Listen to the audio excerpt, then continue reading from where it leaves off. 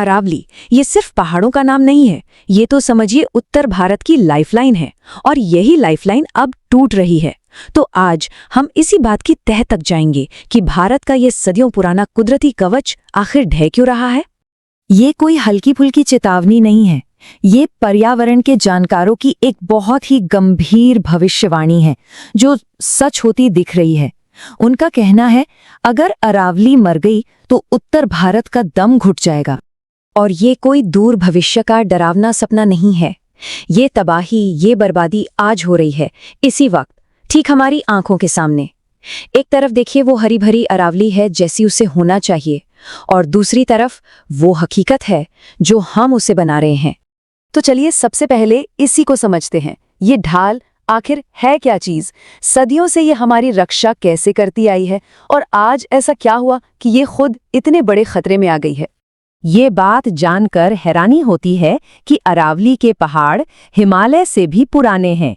जी हाँ, ये दिल्ली से गुजरात तक करीब 692 किलोमीटर तक फैले हुए हैं।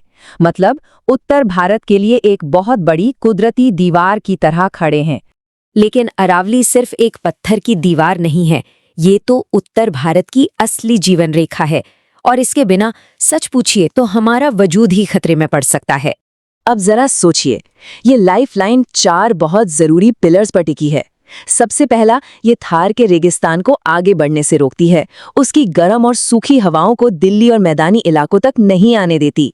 दूसरा, ये एक विशाल नेचुरल एयर प्योरीफायर की तरह काम करती है, मतलब धूल और प्रदूषण को सोख लेती है।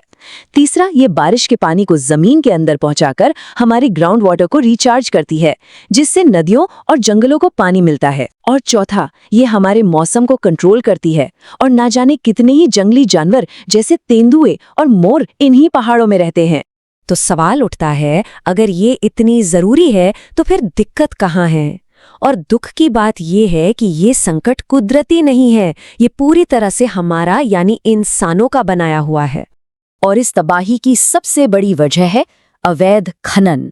हर दिन बड़ी बड़ी मशीनें इन पुराने पहाड़ों को तोड़कर बेच रही हैं। एक रिपोर्ट के मुताबिक तो राजस्थान में 128 में से 31 पहाड़ खनन की वजह से पूरी तरह गायब हो चुके हैं। जरा सोचिए, पूरे के पूरे पहाड़ ही मिटा दिए। अब जहां खनन होता है वहां जाहिर है पेड़ भी कटते हैं। बड़े पैमाने पर पेड़ों की कटाई हो रही है, और यही पेड़ तो मिट्टी को पकड़ कर रखते हैं, बारिश लाने में मदद करते हैं। जब पेड़ ही नहीं रहेंगे तो ये पूरी रेंज धीरे धीरे बंजर होती जा रही है और अपना इकोलॉजिकल बैलेंस खो रही है। फिर एक और बड़ा खतरा है, तेजी से फैलता शहरीकरण। शहर बड़े हो रहे हैं और इसके लिए अरावली की जमीन पर कब्जा हो रहा है। इस कुदरती दीवार को तोड़कर हमेशा के लिए समतल किया जा रहा है, घर बनाने के लिए, सड़कें बनाने के लिए। और ये सब हो क्यों पा रहा है? क्योंकि इसे रोकने वाले कानून या तो बहुत कमजोर हैं या फिर उन्हें सख्ती से लागू ही नहीं किया जा रहा। बस इन्हीं कानूनी लूपहोल्स का फायदा उठाकर ये बर्बादी बिना किसी रोक टोक के चल रही है।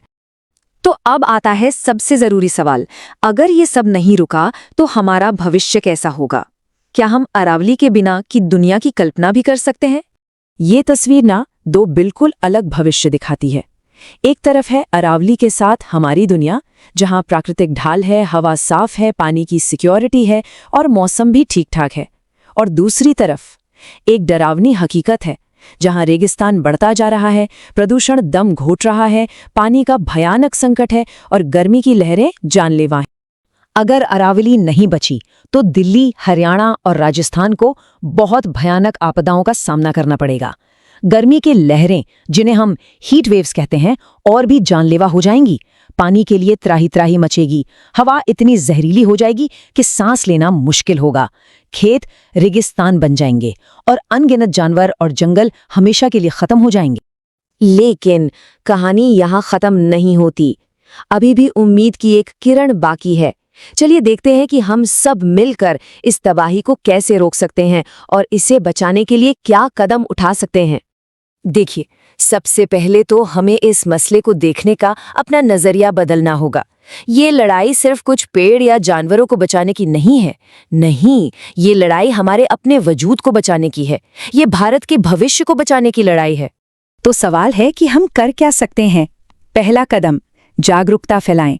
अपने दोस्तों से, परिवार से इस बारे में बात करें। दूसरा, जो अवैध खनन हो रहा है उस पर स्थानीय अधिकारियों से सवाल पूछें।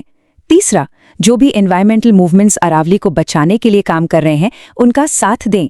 और चौथा और सबसे जरूरी, सख्त कानूनों की मांग करें, अपनी आवाज उठाएं। क्योंकि आखिर में चुनाव बहुत सीधा और साफ है, या तो अरावली को बचा लो या फिर इसके भयानक अंजाम भुगतने के लिए तैयार रहो। और अंत में एक सवाल जिस पर हम सबको सोचना चाहिए, क्या अरावली को एक संरक्षित राष्ट्रीय विरासत यानी प्रोटेक्टेड नेशनल हेरिटेज जोन घोषित नहीं कर देना चाहिए? इस सवाल का जवाब हमारे आने वाले कल को तय कर सकता है।